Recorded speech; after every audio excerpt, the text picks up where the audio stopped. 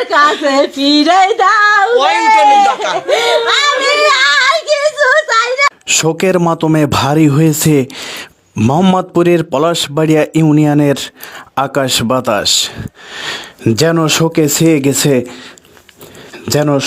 ছেয়ে উঠেছে পলাশবাড়িয়া ইউনিয়নের দুইটি গ্রাম, যেখানে রয়েছে চর যশবন্তপুর গ্রামের আনিস মোল্লার ছেলে মাজিদুল ইসলাম এবং পলাশবাড়িয়া ইউনিয়নের মোহাম্মদ দাউদ মুন্সির ছেলে সজীব মুন্সি। সজীব মুন্সি গত 5 মাস আগে তার নববিবাহিত স্ত্রীকে রেখে সেও চলে যায় তার চাকরির নির্দিষ্ট গন্তব্যস্থলে জাহাজ এমবি বাকেরে।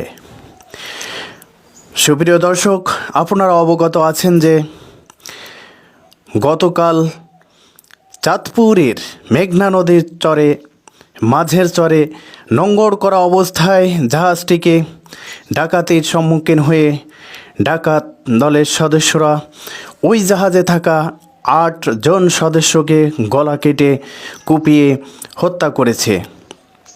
সুপ্রিয় দর্শক, করুণ এই দৃশ্যে সারা বাংলার আকাশ বাতাস ভারী হয়েছে যেন সেই শোকের ছায়া। সারা বাংলার মানুষের হৃদয়ে যেন কেঁদে উঠেছে চাঁদপুরের এই দুর্ধর্ষ জাহাজ ডাকাতির ঘটনায়।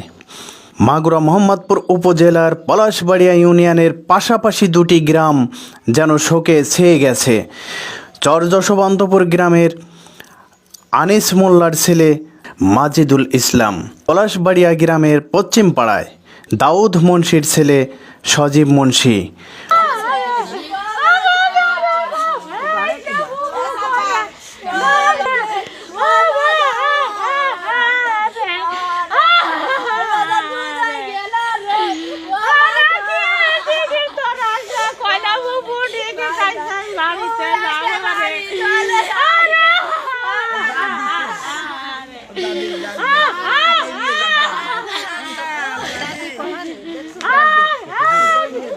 ওই ঘরে তো আছে না